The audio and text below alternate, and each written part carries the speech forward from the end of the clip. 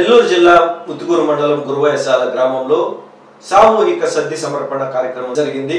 గ్రామంలోని మహాలక్ష్మి అమ్మవారు పోలేరమ్మ అమ్మవారి దేవస్థానంలో 20 సంవత్సరాల తర్వాత దసరా మహోత్సవాలు జరుగుతున్న నేపథ్యంలో ముందుగా ఈ సద్ది సమర్పణ కార్యక్రమం జరపడం ఆనవాయితీ అని గ్రామస్తులు తెలిపారు.